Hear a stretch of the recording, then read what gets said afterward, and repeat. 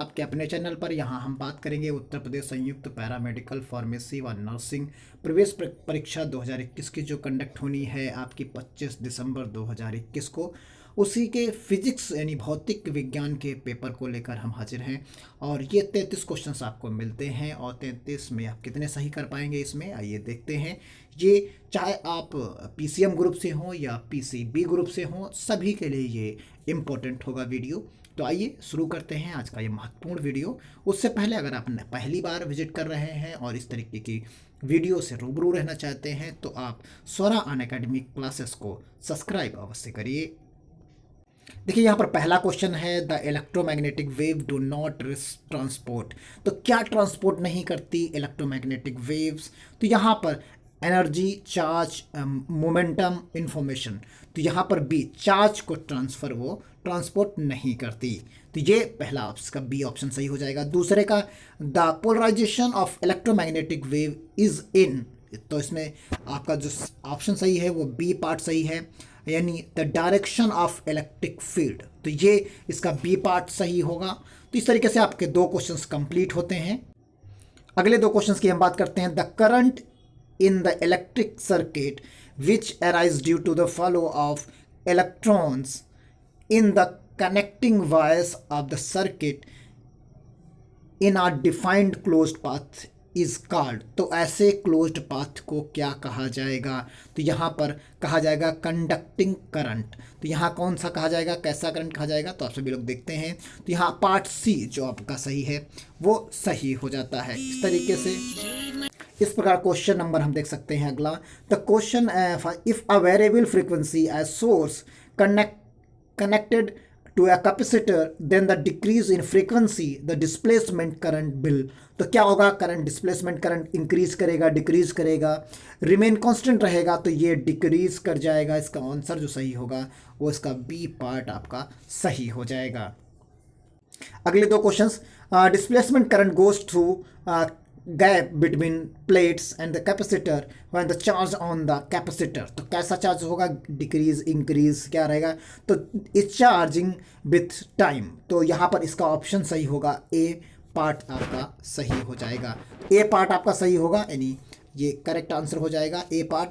दूसरा है, electron isolating with the frequency of 3 × 10⁻⁶ hertz would generate. तो यहाँ पर क्या हो जाएगा? Radio waves. ये रेडियो वेव्स के रेंज में आएगी, तो ये रेडियो वेव्स इसका आंसर हो जाएगा। अगला क्वेश्चन है, select the wrong statement electromagnetic waves. तो यहाँ पर डी है, travel in all media with same speed. यानी जिस इसका जो करेक्ट रॉन्ग स्टेटमेंट इन्होंने बताया है वो ये है, यानी ट्रांसवर्सस इन नेचर में होती ही है, free space at speed of light में चलती है, प्रोड्यूस बाय एक्सिलरेटिंग चार्जेस रहती है। लेकिन हमारा जो यहाँ पर ऑप्शन सही होगा वो रॉन्ग पूछा गया है, तो ये वाला इसका स्टेटमेंट रॉन्ग है।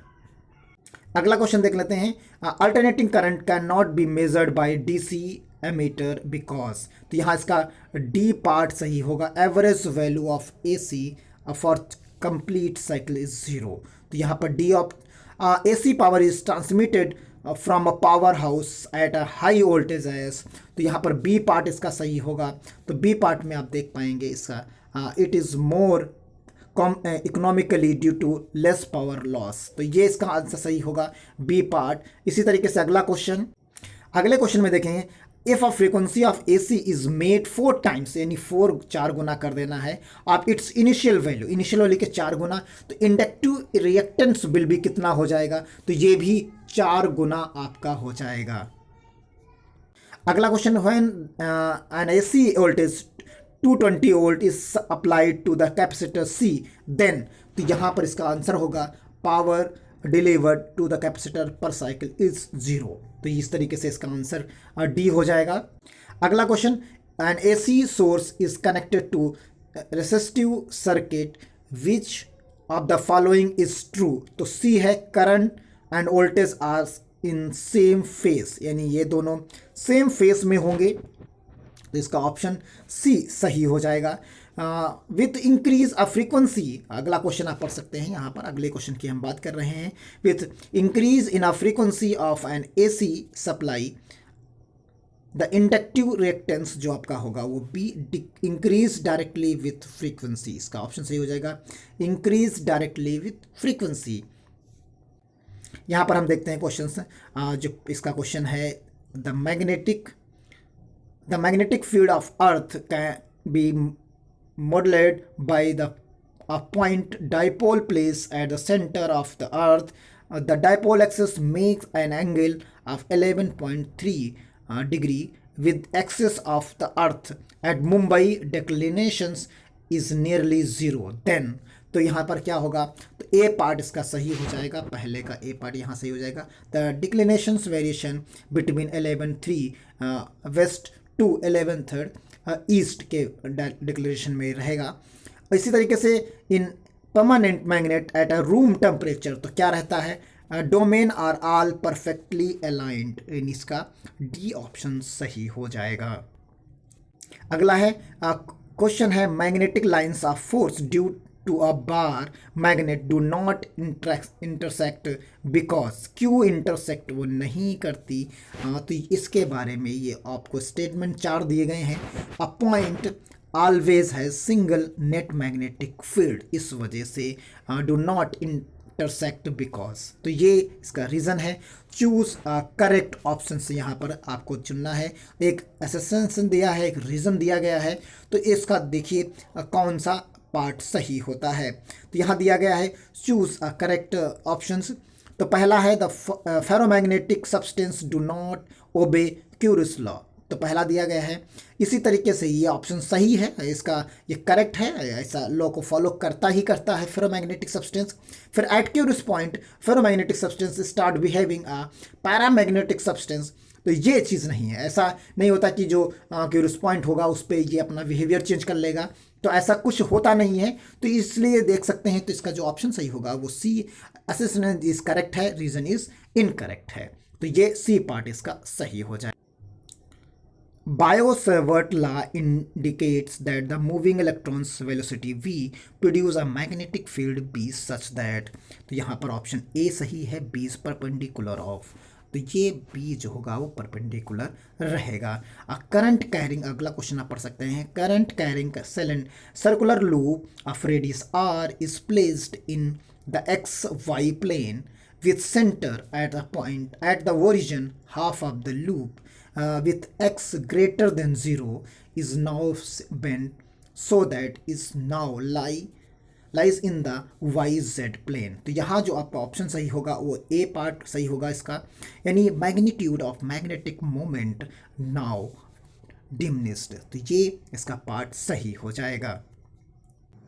अगला क्वेश्चन है आपके सामने है, an electron is projected with uniform velocity along the axis of current carrying long solenoid which is the following is true, तो यहाँ पर ऑप्शन सही होगा आपका D, the electron will continue to move with uniform velocity along the axis of solenoid, तो ये D part सही होगा। अगला क्वेश्चन है, आप देख सकते हैं यहाँ पर, in a cyclone a charged particle, तो यहाँ जो ऑप्शन आपको सही मिलेगा ए पार्ट है, अंडरगोज एक्सेलरेशन ऑल टाइम, तो ऑल टाइम यानी ये आपका रहेगा undergoes acceleration all the time.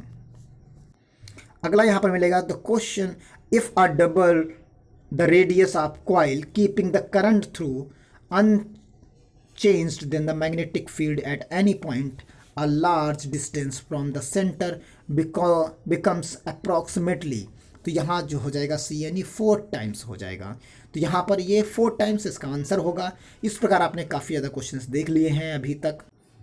यहाँ आप देख सकते हैं, consider a current carrying wire यानी current I in the shape of circle, यानी शेप ऑफ सर्किल के रूप में किया गया है, तो यहाँ पर आप देख सकते हैं ये क्वेश्चंस।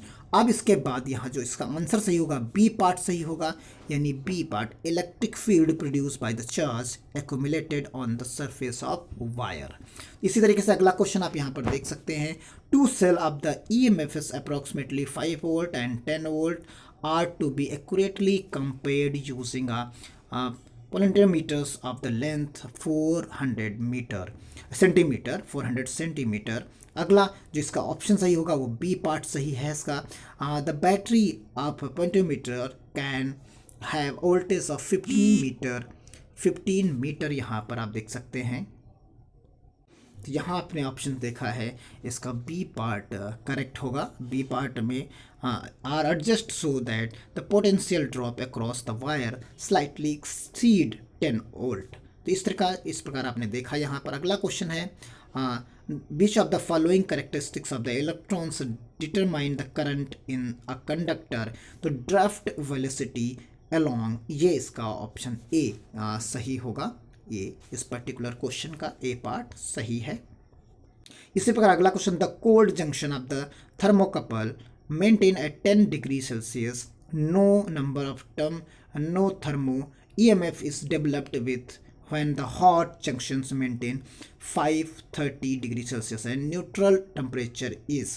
तो इसका जब आप निकालेंगे, कैलकुलेट करेंगे, तो इसका 270 निकल कर आएगा।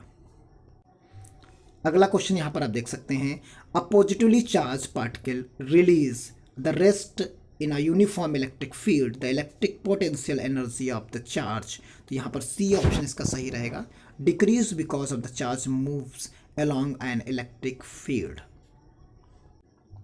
अगला क्वेश्चन यहाँ पर देख सकते हैं, electrostatic potential on the surface of charge conducting sphere is 100 volt. Two statements are made in a regard S1 at the point inside the sphere or electric intensity is 0, and S2 at the point inside the sphere the electrostatic potential is 100 volt. which of the following is correct statement? एक में 0 है, एक में 100 volt है, तो इसका statement S1 is true, S2 is also true and S1 is the cause of S2। तो ये चीज़ यहाँ पर इसका ऑप्शन जो निकल के आएगा वो सी पार्ट सही होगा। इसी तरीके से अगला क्वेश्चन है, consider the following statements and select the correct statements. Electric field lines are always perpendicular to equipotential surface, इसका रहेगा। फिर उसके बाद तो ये स्टेटमेंट इसका करेक्ट स्टेटमेंट है। बाकी number 2 equipotential surface can intersect each other, गलत बात, यहाँ गलत है। Electric field lines are in the direction of the tangent in equipotential surface, ये भी रॉन्ग है, यानी इसका आंसर सही होगा ए पार्ट, यानी ओनली 1 स्टेटमेंट सही है। अगला है, equipotential at the great distance from the collection of charges whose total sum is not zero and approximately. तो यहाँ पर स्फीयर रहता है, इसका जो शेप की बात की जाती है तो उसमें स्फीयर आ जाता है। अब 3 क्वेश्चंस बचे हैं, 30 क्वेश्चंस यहाँ कंप्लीट हो गए हैं, आप सभी लोग देख चुके हैं। इन आ 2 positive charges Q1 Q3 along the axis Y and exert the net electric जो है forces XY directions and Q fix along the X axis. तो यहाँ जो आंसर आपका निकल के आएगा, दोनों डायग्राम्स देख सकते हैं, डायग्राम के बेसिस पर ये बताया गया है। तो यहाँ पर cell increase along the positive axis X direction, तो ये पॉजिटिव एक्सेस आपके X डायरेक्शन में रहेगी ये, तो इस तरीके से इसका X डायरेक्शन में increase along the direction of X। अगला क्वेश्चन आप देख सकते हैं यहाँ, point positive charge to brought near in isolated conducting sphere, figure दिया गया है यहाँ पर। And electric field is best against, तो यहाँ पर बेस्ट किस डायग्राम में मिलेगी, तो ए डायग्राम में आपको बेस्ट मिलेगी इलेक्ट्रिक फील्ड, यानी ऑप्शन आपका ए करेक्ट हो जाएगा।